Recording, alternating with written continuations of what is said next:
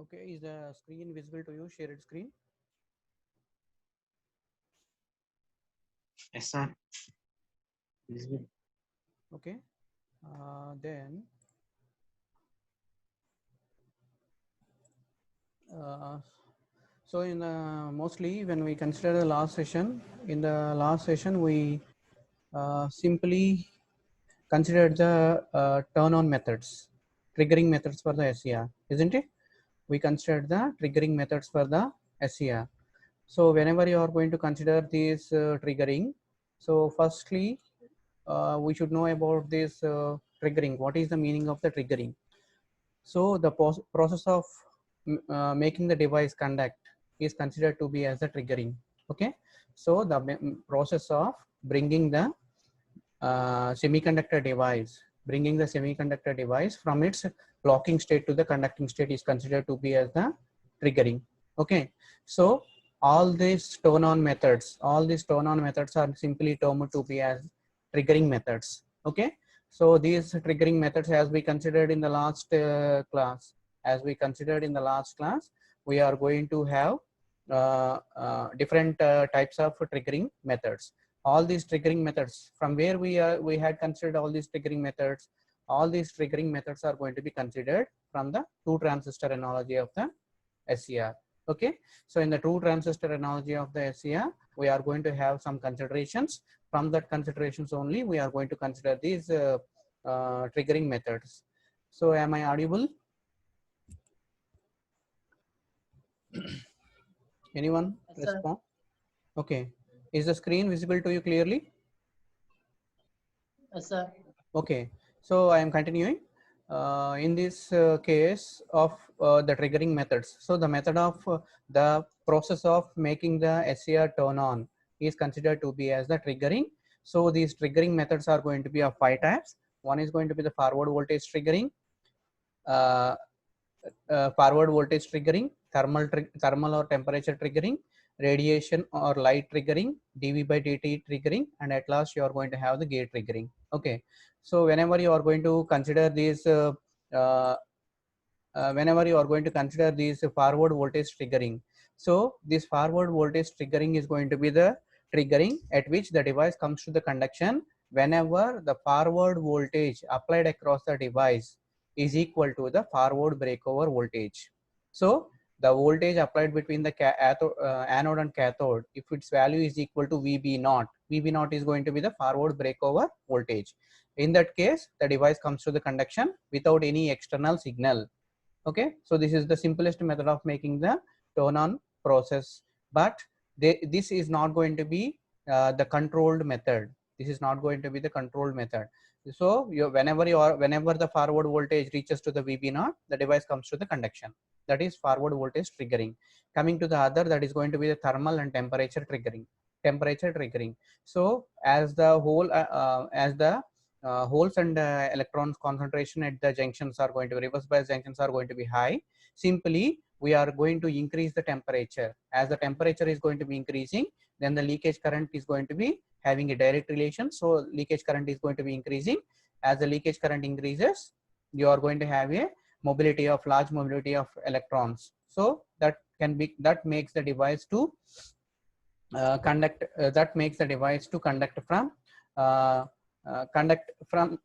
move from blocking state to the conducting state. That is temperature triggering.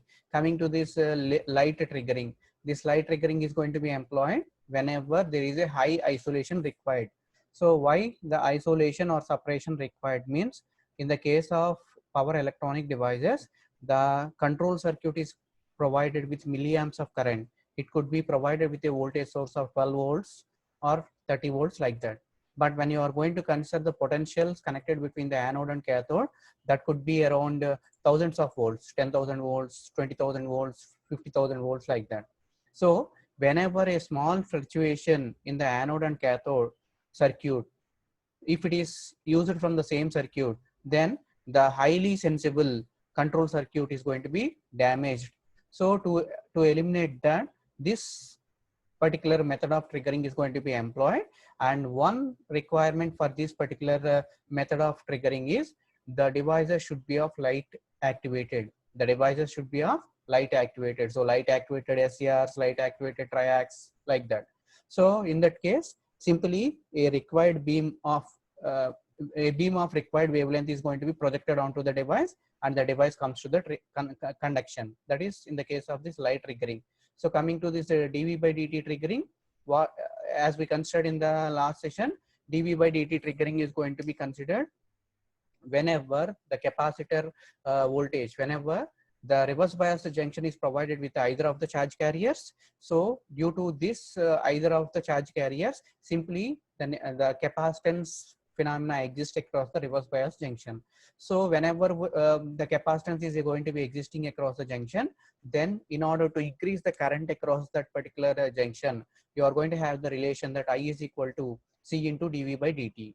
So the current through the junction can be increased by either by changing the capacitance or by changing the dV by dt. We are not going to change the capacitance value. Simply we are going to change the dV by dt value. So as the dV by dt value is going to be increased, then ultimately the device comes to the conduction. Okay, that is all these comes under the turn on methods, triggering methods without considering the gate triggering. So coming to the last one, that is going to be the gate triggering method. In this gate triggering method, a gate pulse is going to be applied to the signal, applied to the gate and cathode circuit. This gate pulse may be of three types. The first one is going to be the AC triggering, DC triggering, and pulsating triggering. So gate triggerings are going to be three types: AC triggering, DC triggering, and pulsating triggering. So AC triggering is going to be generally employed when SCRs or any semiconductor devices, those are going to be employed for AC applications. And that means whenever the application criteria is going to be, that is the connected potential between the anode and cathode, the connected potential between the anode and cathode is going to be of AC supply, then AC gate triggering is going to be employed. Okay, when the connected potential between the uh, gate and the cathode is going to be of DC, then simply DC triggering is going to be employed. DC, or it may be a pulsar triggering may be considered. This is related to this gate triggering methods, okay, which we considered in the last session. And at last of the session, we considered the gate characteristics, isn't it? We considered the gate characteristics. So what is the purpose of this gate characteristic? Considering of the gate characteristics is, as the gate circuit is going to be much sensible, that means we are going to apply the milliamps of current. It may be a 5 milliamps to 200 milliamps for a high power rated devices. As the gate circuit is going to be of highly sensible, so what we need to do means we need to consider certain parameters related to this gate circuit. Whenever you are going to consider the gate circuit, in the structure of this SCR, the gate circuit is generally connected between the gate and the cathode. Gate and cathode. So gate is the P layer, and cathode is going to be the N layer. Simply this, what is this here? Simply it is going to be a PN junction, isn't it? Simply it is going to be a PN junction. In this particular PN junction, what we are going to do means we need to consider the characteristics of this PN junction. Okay, always the gate is going to be, in general, always the gate is going to be provided with a positive voltage to the gate terminal and negative to the cathode. So when you are going to consider the PN junction diode characteristics, always the SCR gate characteristics resembles to the first quadrant. That is going to be the forward characteristics only. Forward characteristics only, rather than this reverse characteristics. We never the reverse voltage is applied between the gate and cathode. Maybe in some peculiar devices to turn off, we may consider the reverse voltage across the gate and cathode, but not in the case of an SCR. In the case of an SCR, always the forward characteristics is going to be considered, applying a positive voltage across gate and negative voltage across the cathode. So you are going to have the characteristics which are going to be, like this. Okay, so these characteristics simply resembles this curve here, isn't it?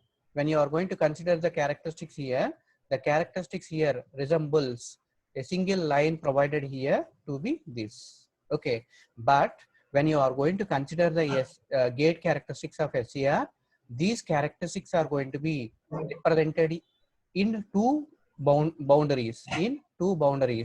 Okay, so one boundary is going to be one boundary here is going to be defining the upper limit characteristics, and one here is going to be defining the lower boundary characteristics. Okay, so that means this curve here represents the lowest possible gate currents and voltages, and this curve represents the highest possible gate currents and voltages. Okay, you are going to consider the voltage on y-axis and current on the x-axis. Okay, what will happen if we choose the gate current below this value? If you choose the gate current below this value, what will happen? Means the gate cathode circuit will never be closed. That means the required junction condition for this J2 to forward bias will not be provided when you are going to choose the value below this curve.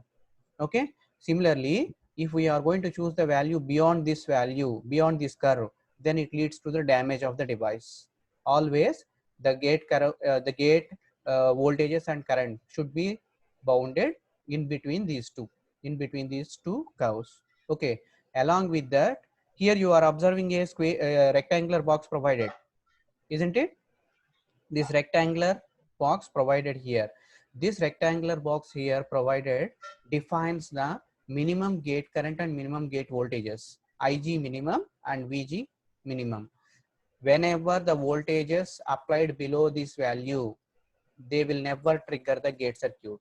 They will never make the conduction of the junction J2. So always we need to choose the values higher than this representation. Beyond this representation only, they are going to be satisfactorily making the device conduct. If we choose below that, they will never trigger.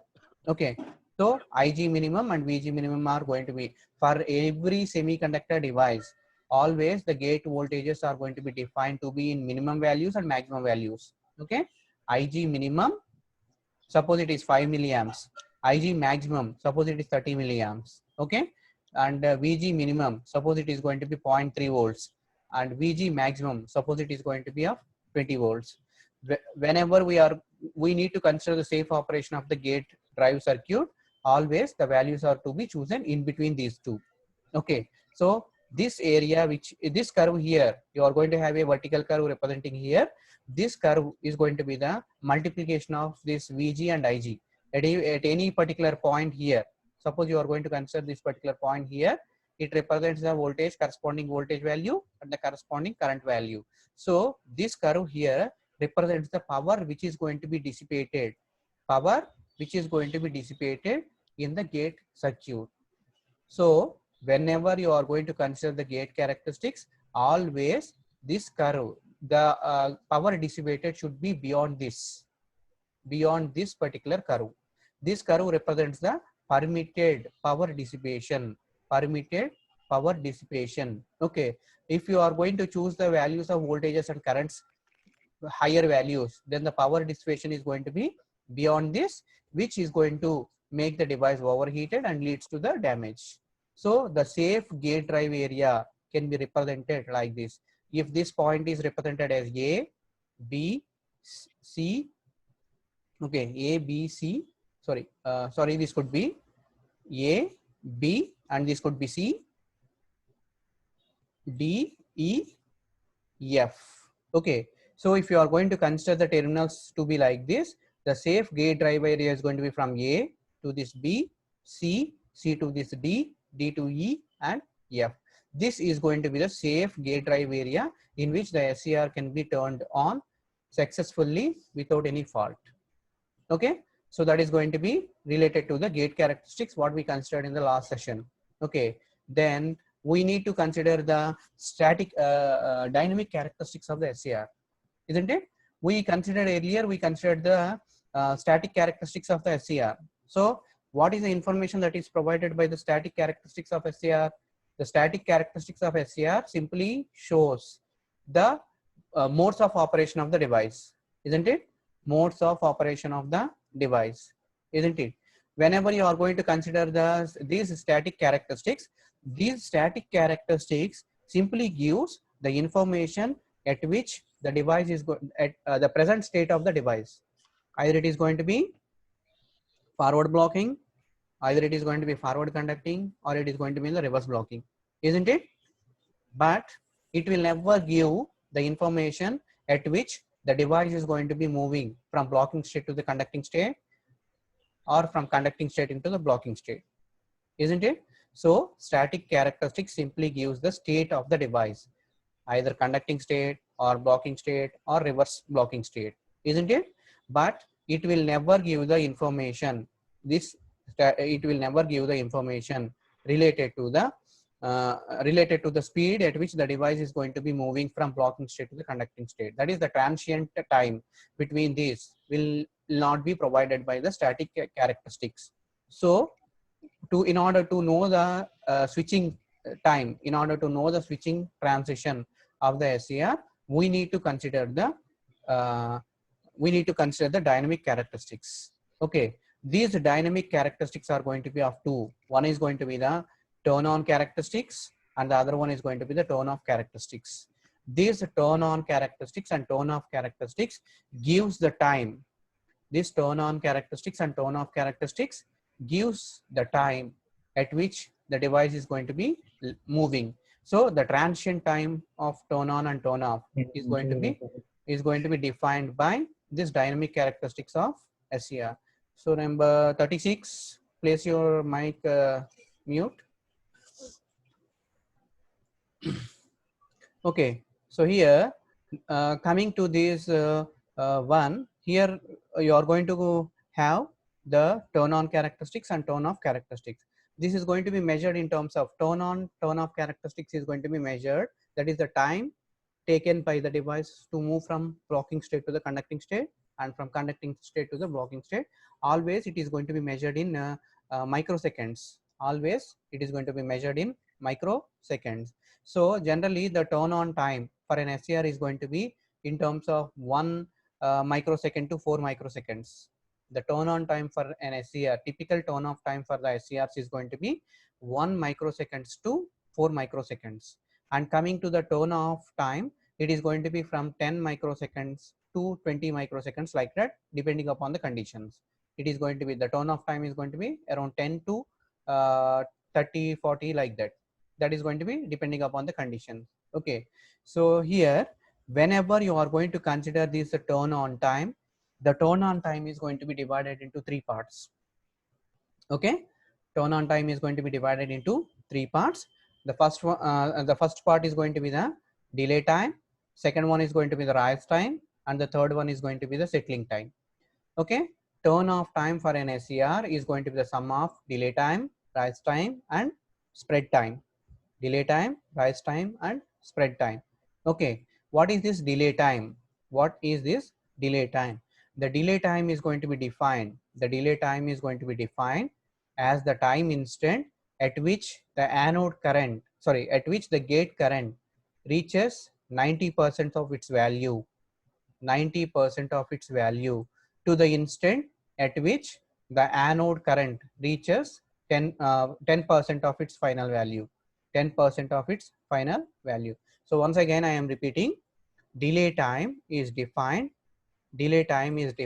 as the time instant at which gate current reaches 90%, 0.9 of Ig, to the instant at which anode current reaches 10% of its final value, 10% of its final value. The time between these two instants, that means at this point to this point, it is defined as the delay time. So whenever a delay time is considered, the delay time is considered to be as the instant at which the gate current reaches 90% of its final value, to the instant at which anode current reaches to 10% of its final value. That is the delay time. Okay. Coming to the rise time. So the rise time is going to be defined in terms of anode current. It is the time instant at which 10% of its anode current reaches to 90% of its anode current. Okay. So 10% to 90% reaching time is the rise time defined by the anode current. Okay. And the last one is going to be the spread time. That is from 90% of the anode current reaching from 90% to its final value, 100%. Okay, so here whenever you are going to consider these, the sum of all these is going to be the turn on time, and this total time is typically of 1 to 4 microseconds, 1 to 4 microseconds. Okay, so if our whenever you are going to consider these turn on characteristics, simply we need to consider the characteristics provided. We need to consider the characteristics of gate current, anode voltage, and the power loss. Okay, so this first represents the gate current, second represents the anode current, third represents the anode voltage, and the last represents the sum of both these two. That is going to be the power losses, power switching power losses.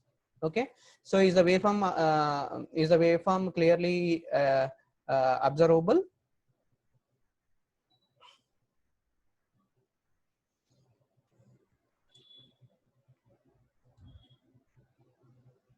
Okay, so here let me explain once again related to this turn on characteristics. In the case of this turn on characteristics, you are going to consider the delay time, rise time, and spread time, TD, TR, and TS.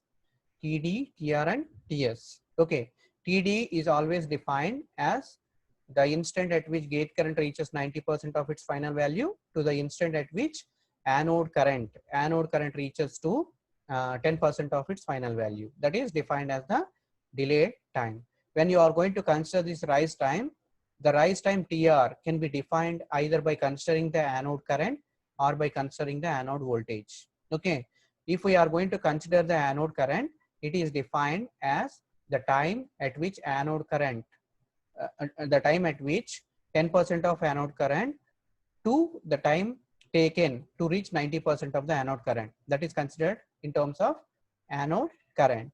Okay, so if you are going to consider the voltage, then it is defined to be, as the instant at which the anode voltage, from the instant at which the anode voltage reaches from 90% of its value to 10% of its value, 10% of its value. This particular time may also be defined as a rise time. Okay, coming to the spread time, from 90% to 100% when you are going to consider the anode current, or from 10% to its final value when you are going to consider the anode voltage. Okay, so let me explain these characteristics here. You are going to have a gate current provided to be like this. Okay, this gate current magnitude may be of 10 milliamps. Okay, so if it is going to be 10 milliamps, 90% of it, that means at 9 milliamps, something like that, the device is going to be turned on. Okay, and the process is going to be completed when it reaches to the final value at the end of this TS. This total time is going to be the turn on time period. Okay, so in this turn on time period, what will happen? Earlier, the anode current, what will be this anode current? Earlier, before the conduction, what will be the anode current? The current flowing from the anode to anode and cathode is going to be nothing but a small leakage current. So you may consider this difference here. This simply represents the leakage current which is flowing through the device. Okay, so what will happen once the device comes to the conduction? What will happen? There is a drastic flow of current. Huge amount of current is going to be flowing. So the anode current is going to be always reaching from 0 to maximum. Okay, its value reaches to the maximum thyristor current IT once the device comes to the conduction. Its value is going to be always equal to the maximum current provided in the circuit. It may be 2 amps, 5 amps, or 10 amps. Okay, coming to the anode voltage. What will be the voltage when the device is going to be in the blocking state? Whenever the device is going to be in the blocking state, it simply blocks the voltage, whatever the voltage we are going to apply, isn't it? If we are going to apply a voltage of 200 volts, the 200 volts is going to be blocked by the device, isn't it? So whenever the device comes to the conduction, whenever the device comes to the conduction, the ohmic contact, that is the blocking applied by the device, is going to be vanishes, and it provides the free conduction, isn't it? So the blocked voltage value from its maximum value reaches to this particular value. Here the difference which is represented between the two arrows here is going to be the on state voltage drop. On state voltage drop. This on state voltage drop is going to be around 0.5 volts to 1.5 volts depending upon the ratings of the SCR. Okay, so voltage, whenever you are going to consider the turn on process, in the turn on process, anode voltage falls from its maximum value to the on state value. Anode current reaches from a leakage current value to the maximum current value. Both are going to be in reverse. Okay, current is going to be increasing, voltage is going to be reducing. If you are going to consider the power loss between this switching transition, in this switching transition, what will be the power loss? That is going to be nothing but sum of this voltage and current, sorry, multiplication of this voltage and current, isn't it? Voltage, current multiplied by voltage, current multiplied by voltage. If you are going to consider here, you are going to have a zero current, you are going to have a little bit of current, you are going to have a maximum voltage. Then what will be this here? That means if the voltage is going to be 200 volts and the leakage current is going to be, suppose it is going to be 10 milliamps, 10 into 200 volts will be the power loss from this point to this point. So that power loss will be like this here at this particular point here. Okay, whenever you are going to consider from this point to this point, that is in the rise time, the current is going to be drastically rising, the voltage is going to be falling, straightly it is going to be falling. You are going to have a finite values of voltages and currents here in span from this point to this point. So the power loss here is going to be huge. The multiplication of both is going to be huge.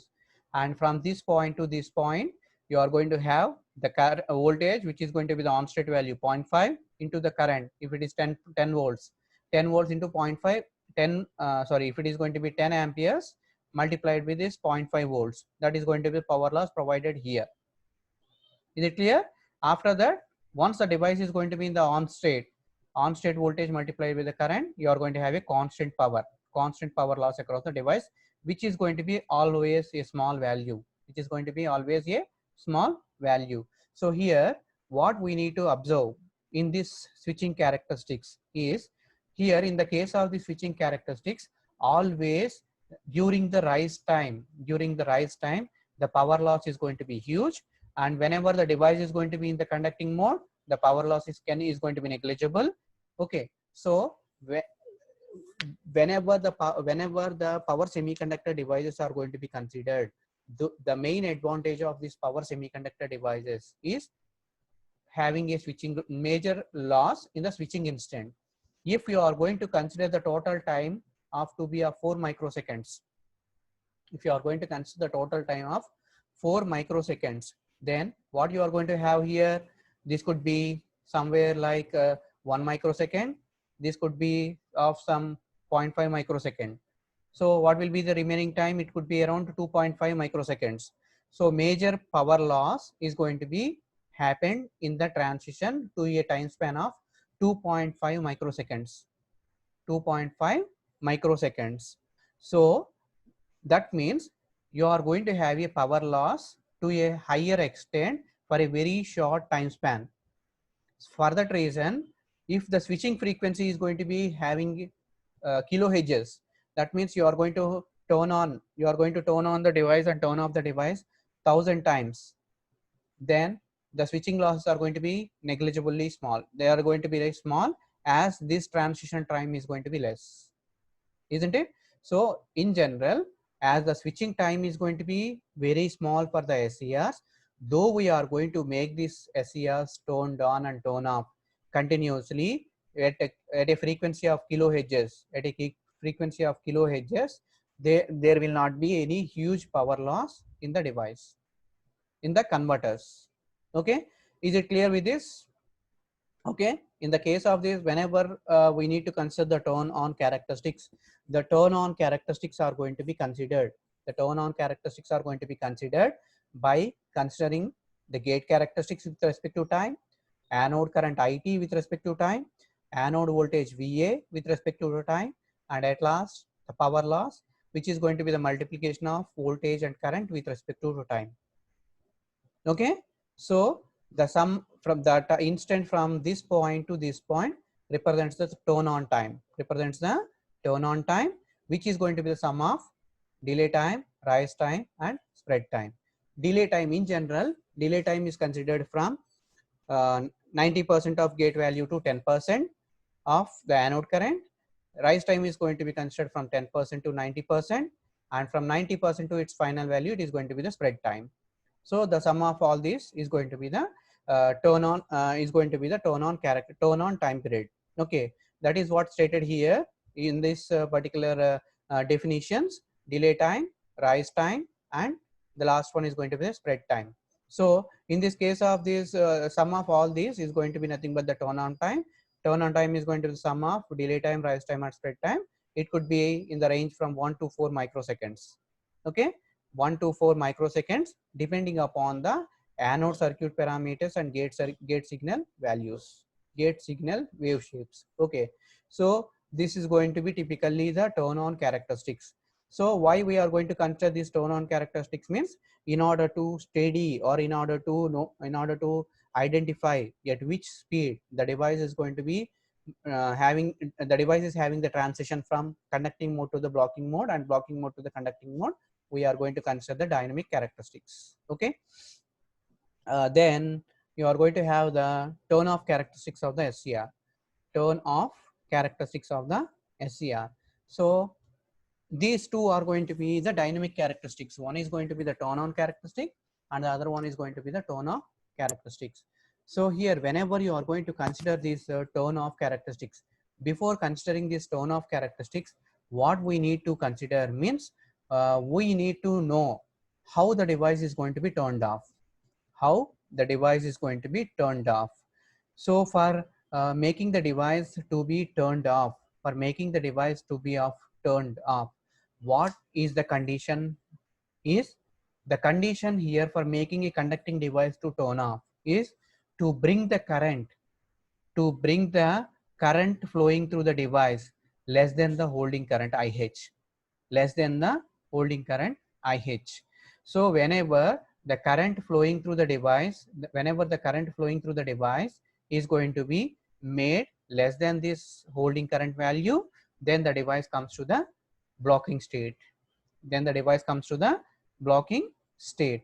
Okay, so earlier in the static characteristics, I stated these two definitions. One is going to be the latching current and the other one is going to be the holding current, isn't it? So the latching current is going to be the current, minimum current required for uh, uh, making the device to be remaining in the conducting state.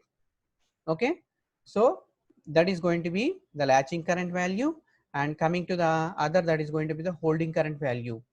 So holding current value is going to be the value which is going to be the holding current value is going to be the value whenever the current across the device falls below that, immediately the device regains its blocking state.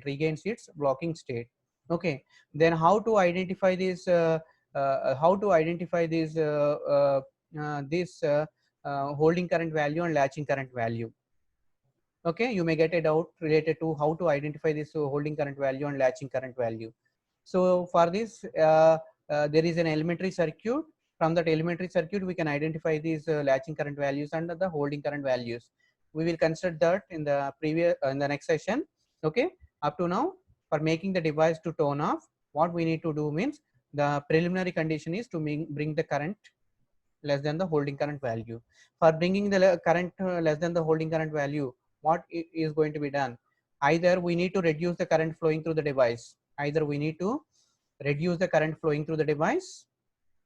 or else we need to apply a reverse voltage.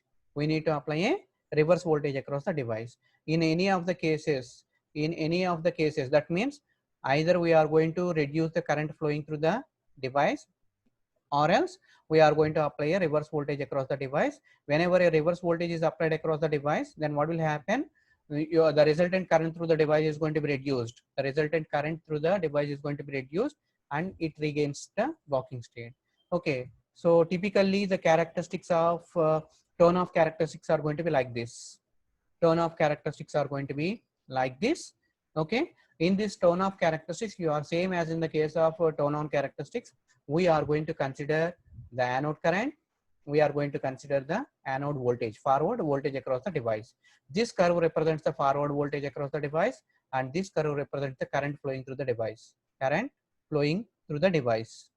Okay, so here this turn off time, this turn off time is going to be divided into two parts. One is going to be this TRR and the other one is going to be the TGR. So reverse recovery time period, gate recovery time period, reverse recovery time period and gate recovery time period. Okay, what is this reverse recovery time period and what is this gate recovery time period? Okay, so for this reverse recovery time period and gate recovery time period, what we need to consider is, so whenever we need to make the device turn off, then we need to apply apply a reverse voltage across the device. We need to apply a reverse voltage across the device, or we need to bring the current less than the holding current. Bring the current less than the holding current. So whenever the current value falls less than holding current, whenever the current value falls less than holding current, then what will happen means the trapped charge carriers in the trapped charge carriers in the in the junctions of the device should be removed until the removal of the trapped charge carriers. The device is not capable of blocking the voltage. Okay, so in general, you are going to have the current conduction provided here. Okay, once the current conduction is provided, the device is going to be in the off state. Okay, then suddenly what we are going to do means we are going to make this current less than holding current. Suppose the holding current value is going to be 3 milliamps. You are bringing the current value to 2 milliamps. Then what will happen? Ultimately, the device should move from its conducting state to the blocking state, isn't it? This movement, or the time taken from for the device to move from its conducting state to the blocking state, is going to be dependent on the charge carriers present in these junctions, J1, J3 and J2. J1, J3 and J2. So the time which is taken, the time which is taken to neutralize the charge carriers between these two junctions, outer junctions, is considered to be as the recovery time period. Recovery time period. So the time taken to neutralize or to remove the charge carriers, trapped charge carriers in the outer two junctions, is going to be the TRR, that is the reverse recovery time period. And the time which is taken for the charge carriers to recombine at the inner junction J2 is going to be the gate recovery time period. When all these completely happens, then only the device is capable of blocking the forward voltage. Okay, so that is only stated and represented here. So the turn off process starts at the current becomes 0, less than holding current, isn't it? So anode current is going to be, initially the device is going to be in the on state. Up to this particular point, the anode current is the device is going to be in the on state. So what will happen? Maximum current is going to be flowing through the device with an on state voltage drop Vt. This magnitude represents the on state voltage drop Vt, isn't it? From this particular point, the turn off process starts. As the turn off process is going to, as we are going to make the current value 0, we are going to make the current value 0, then immediately you are going to have the trapped charge carriers which are going to be recovering. So this recovering is going to be, that is, recombination is going to be happen. Due to this recombination, a reverse current is going to be flowing inside in the junctions. Okay, this reverse current is going to be due to the recombination of the trapped charge carriers in the junction J1 and J3. That is going to be completed from the time instant T1 to T3. T1 to T3, the reverse charge carriers are going to be undergoing at junction J1 and J3 are going to be undergoes recombination. After this T3, what will happen? The recombination of the inner trapped charge carriers at J2 starts. From this particular point to this particular point, it is going to be the gate recovery turn off. Gate recovery turn off time period. So at this particular instant, the inner charge carriers are going to be completely turned off. So inner charge carriers are going to be completely eliminated. They undergo recombination. From this particular point, actually the forward voltage is going to be applied. From this particular point, actually the forward voltage is going to be applied, and at this particular instant, the device is capable of blocking the voltage. The device is capable of blocking the forward voltage. But here, when you are going to consider the voltage, there is no forward voltage applied at this particular point, isn't it? You can observe the change here. Actually, from this point to this point, you are going to have a reverse voltage, and from this particular instant, you should have a forward voltage blocked by the device as the device moves to the turn off instant, isn't it? So here you are going to have TRR and TGR that simply forms the turn off period. That simply forms the turn off period. Okay, but here you are going to have some delay time.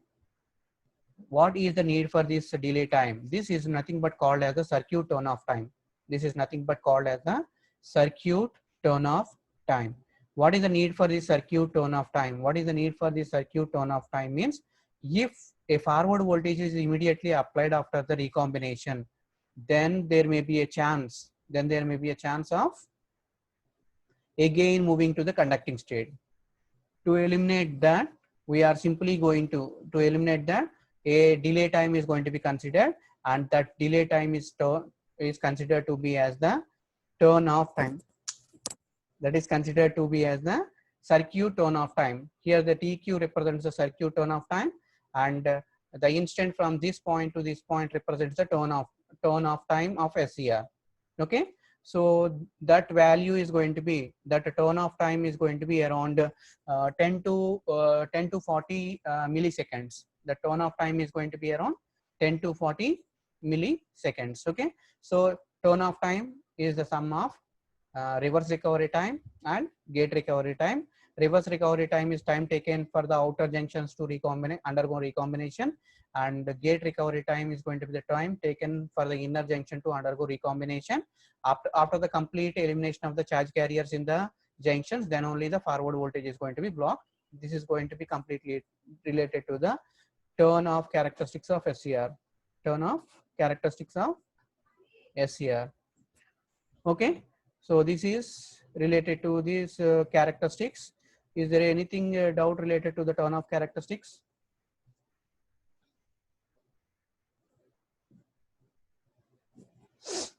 Anyone respond?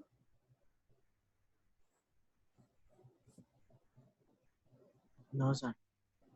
Okay, is it clear? So in general, on the basis of these turn off characteristics, the devices are going to be, on the basis of the turn off characteristics, the devices are going to be classified as two types.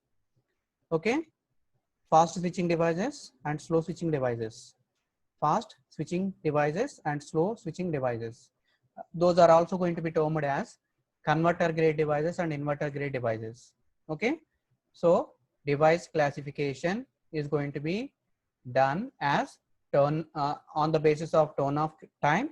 Those are going to be the converter grade, which are going to have a turn off time instant from 50 microseconds to 100 microseconds.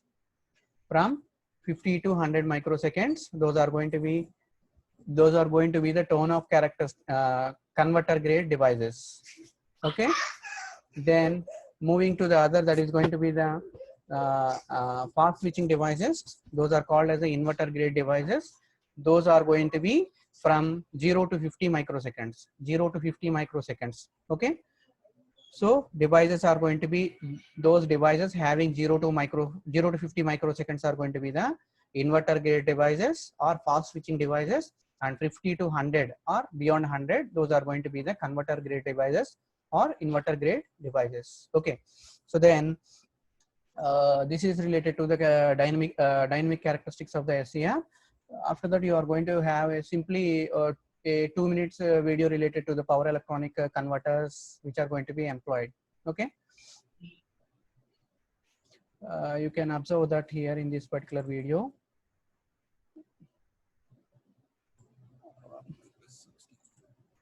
Uh,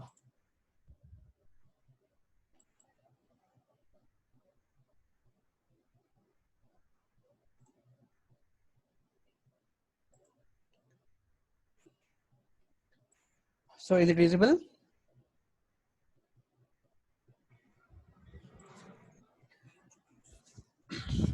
Yes, sir.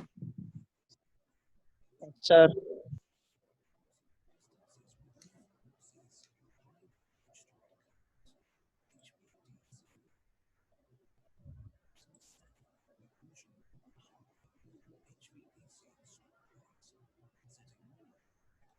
No audio.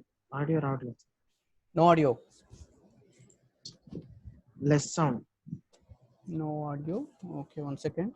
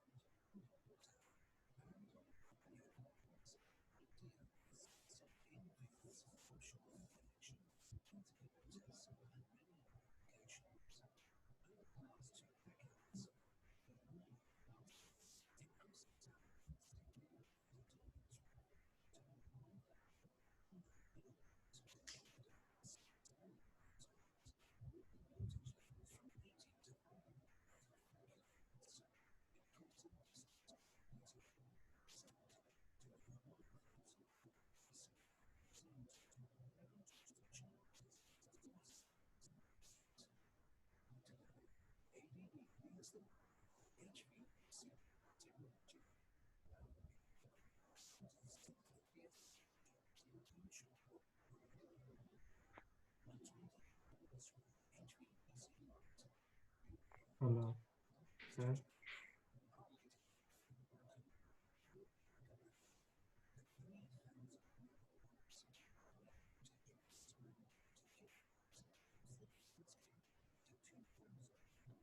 Viనపడట్లేదు.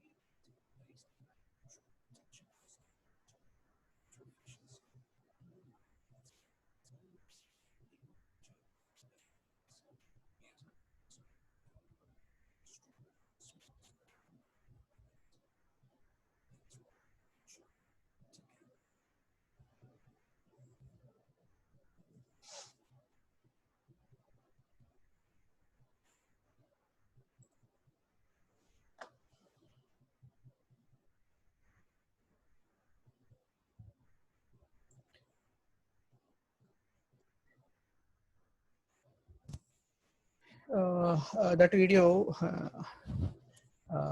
represents the technology which is going to be employed in the HVDC transmission systems. Okay, so that is an example for the power electronics which are going to be employed.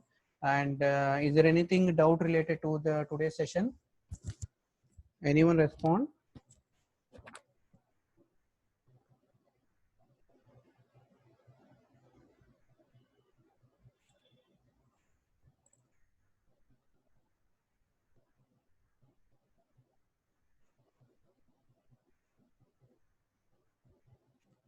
Hello.